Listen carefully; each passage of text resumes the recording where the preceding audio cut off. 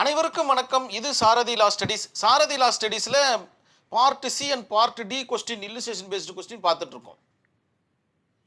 நம்மளுடைய சாரதி லா ஸ்டடீஸில் ஒரு WhatsApp group ஒன்று ரன் ஆகிட்டு இருக்கு. இதில் என்னென்னு ஆசைப்பட்டீங்கன்னா இந்த நம்பருக்கு உங்களுடைய பெயர் மற்றும் ஊரை எனக்கு டைப் பண்ணி அனுப்புங்க.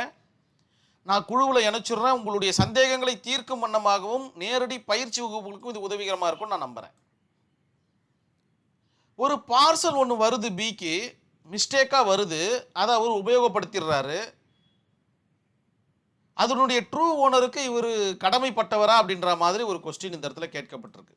பிறந்தநாள் பரிசு என்று நினைத்து, அவருக்கு வந்த பிறந்தநாள் பரிசு என்று நினைத்து பரிசாக பெற்ற பி என்பவருக்கு தவறுதலாக ஒரு பரிசு பார்சல் வழங்கப்படுகிறது. பி உண்மையான உரிமையாளருக்கு பணம் செலுத்த வேண்டுமா அப்படின்ற மாதிரி ஒரு கொஸ்டின் கேட்குறாங்க. பை மிஸ்டேக்னா வந்த ஒரு பார்சலை இவர் யூஸ் பண்ணிட்டார். ஸோ அந்த பார்சலுக்கு உண்டான பணமோ அல்லது அதே பார்சலோ திரும்ப தர வேண்டுமா அப்படின்றது தான் இதனுடைய கொஸ்டின். இப்போ நிறைய நடக்கக்கூடிய ப்ராப்ளமே இதுதான். ஜிபேல பார்த்தீங்கன்னா ஒரு நம்பரை மிஸ் பண்ணிவிட்டு நம்ம பணத்தை அனுப்பிடுறோம், அது வேறு யாருக்கோ போயிடுது. அந்த பணம் திரும்ப பெற வேண்டுமா இல்லையா அப்படின்றது தான் கான்செப்ட். ஸோ பெறக்கூடிய தகுதி நம்மளுக்கு இருக்குதா இல்லையா, அது எந்த செக்ஷனில் வருது, இதற்கு இஷ்யூஸை நம்ம ஃப்ரேம் பண்ணணும். whether delivery of the gift parcel B was made by mistake அப்படின்ற மாதிரி ஒரு கொஸ்டினை நான் கேட்குறேன். எஸ், பை மிஸ்டேக்காக தான் பிக்கு அது டெலிவரி பண்ணப்பட்டிருக்கு. ஏன்னா இல்லுஸ்ட்ரேஷனில் மிக தெளிவாக சொல்லப்பட்டிருக்கு. வெதர் டபிள்யூனா இந்த இடத்துல வெதர்னு போட்டுங்க, இடம் இல்லாதனால நான் போட்டு வச்சிருக்கேன். Whether B bound to return the parcel or compensate the true owner. B பார்த்தீங்கன்னா கடமைப்பட்டிருக்காரா அந்த பார்சலை ரிட்டர்ன் பண்ணுறதுக்கு, அல்லது அதற்குண்டான காம்பன்சேஷன் அமௌண்ட்டை கொடுப்பதற்கு கடமைப்பட்டுள்ளாரா அப்படின்னு கேட்டிங்கன்னா அந்த ட்ரூ ஓனருக்கு எஸ், பி பார்த்தீங்கன்னா கடமைப்பட்டிருக்கிறார். W means whether. இந்த இடத்துல whether B is legally liable to pay or restore the parcel of the true owner. True ஓனருக்கு அவர் அந்த பணத்தை கொடுக்கணுமா, அவருக்கு லயபிள் இருக்கா, கடமை இருக்கா அப்படின்னு கேட்டிங்கன்னா எஸ், கடமை இருக்கு. Yes. Whether section 72 is applicable அப்படின்ற மாதிரி ஒரு கொஸ்டின் கேட்குறேன். எஸ், 72 என்ன சொல்லுதுன்றதை நம்ம பார்த்துட்டா மிக அற்புதமாக இதற்குண்டான ஆன்சர் நம்மளுக்கு கிடைச்சிரும். இன்வால்வ்டு செக்ஷன் பார்த்தீங்கன்னா செக்ஷன் 10 நான் இழுத்துக்கிறேன். நான் இந்த இடத்துல செக்ஷன் 10 பார்த்தீங்கன்னா எல்லா இடத்துலையும் யூஸ் பண்ண பழகிக்கிங்க. செக்ஷன் 10ன்றது பார்த்தீங்கன்னா ஒரு வேலிட் கான்ட்ராக்ட், எல்லாமே சேர்ந்தது. உங்களுக்கு தனியாக ஒரு வீடியோ இருக்குது, அதை பாருங்கள்.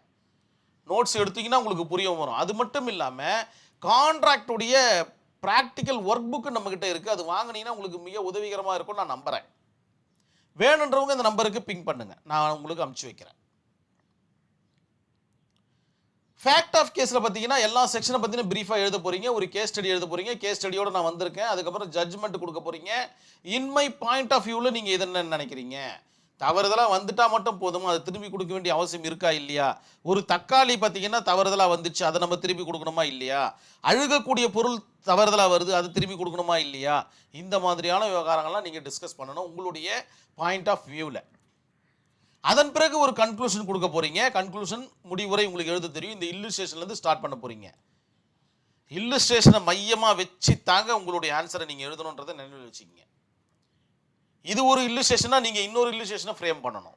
இதெல்லாம் பார்த்தீங்கன்னா எக்ஸாம் ஹாலில் நடக்கக்கூடிய எழுதக்கூடிய ட்ரிக்ஸ், இதெல்லாம் தெரிஞ்சு வச்சுக்கணும் நீங்கள். சரி, இந்த கேஸ் ஸ்டடியில் என்ன சொல்ல வருது? Great Eastern Railway Company versus Turner அப்படின்ற ஒரு நபருக்கு நடக்கக்கூடிய ஒரு வழக்கு இன் 1872. ரயில்வேல ஏதோ ஒரு பார்சல் வந்திருக்கும் அப்படின்ற மாதிரி நான் அனுமானிக்கிறேன். ஒரு பொருள் தவறுதலாக டர்னர் என்பவருக்கு அனுப்பப்பட்டது. அவர் அந்த பொருள் தனக்கே வந்தது என நினைத்து கொண்டு உபயோகப்படுத்தி விட்டார். வந்துச்சு நினைச்சு உபயோகப்படுத்தி விட்டார், வேற என்ன பண்ண முடியும்? உண்மையான உரிமையாளர் அந்த பொருளை திரும்பி தர வேண்டும் என்று கோரிக்கை விடுக்கிறார். அதன் பிறகு டர்னருடைய வேலை என்ன அப்படின்றது தான் கான்செப்ட். இவர் கொடுக்க மாட்டேன்றாரு டர்னரு, ஏன்னா அவர் உபயோகப்படுத்திட்டாரு. அதனால் பார்த்தீங்கன்னா வழக்கு பதிவு செய்யப்படுகிறது. எது? கிரேட் ஈஸ்டர்ன் ரயில்வே கம்பெனியால் வழக்கு பதிவு செய்யப்படுகிறது.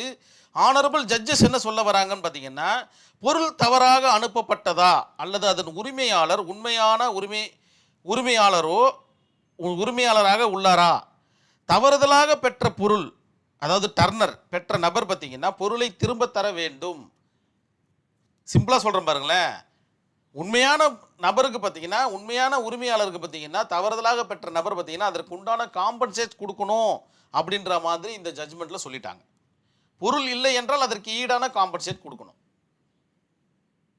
அதாவது அதன் மதிப்பை பார்த்தீங்கன்னா ஈடு செய்ய வேண்டும். ₹1 கொண்ட பொருளை அனுப்பிச்சி வச்சுருந்தாருன்னா குறைஞ்சபட்சம் நீங்கள் 90 பைசாக்காவது அதன் மதிப்பை ஈடு செய்யணும். ஏன்னா இவங்க பொய் சொல்கிறதுக்கு வாய்ப்பு இருக்குன்றதுனால அதன் மதிப்பை நீங்கள் நெகோசியேட் பண்ணி ஈடு செஞ்சுக்கலாம் அப்படின்ற கான்செப்ட் தான் இந்த Great Eastern Railway Company versus Turner அப்படின்ற கேஸ் ஸ்டடி மூலமா நம்ம புரிஞ்சுக்கிறோம்.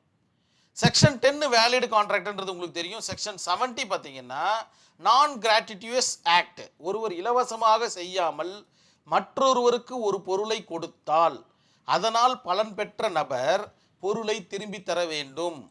ஒரு வீட்டில் போய் சைக்கிளை நீங்கள் விடுறீங்க, ஓட்டிக்கிங்கன்னு சொல்கிறீங்க, ஆனால் இலவசமாக நீங்கள் கொடுக்கல. அவர் சைக்கிளை ஓட்டிக்கிறாரு, ஓட்டிக்கிட்டு என்ன பண்ணுறாரு, ஏதோ ஒன்று உடைச்சிட்றாருன்னா அந்த உடஞ்ச பார்ட்ஸை பார்த்தீங்கன்னா அவர் மாற்றி கொடுக்கணும் அப்படின்றது தான் கான்செப்ட். அல்லது அதன் மதிப்பை ஈடு செய்ய வேண்டும், இவ்வளோதான் கான்செப்ட். செக்ஷன் 72 என்ன சொல்லுது இந்தியன் கான்ட்ராக்ட் ஆக்டில் அப்படின்னு பார்த்தீங்கன்னா, தவறுதலாகவோ அல்லது வற்புறுத்தலின் கீழ் பணம் பொருள்கள் பெறும் எந்த ஒரு நபரும், தவறுதலாகவோ அல்லது வற்புறுத்தலின் கீழ் கோர்சியன் அதை திரும்பி செலுத்த வேண்டும். இது பார்த்தீங்கன்னா ஒரு குவாசி கான்ட்ராக்ட் போன்றதாகும்.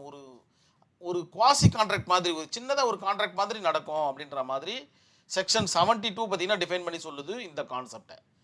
கண்டிப்பாக இந்த வீடியோ உங்களுக்கு புரிஞ்சிருக்கிறதுக்கு நிறைய வாய்ப்பு இருக்குன்னு நம்புகிறேன். இதுக்கப்புறம் இல்லுஸ்ட்ரேஷன் பேஸ்டு கொஸ்டின் வந்தால் உங்களால் மிக எளிமையாக கையாள முடியுன்ற நம்பிக்கையே சாரதி லா ஸ்டடீஸுக்கு வந்துடுச்சு.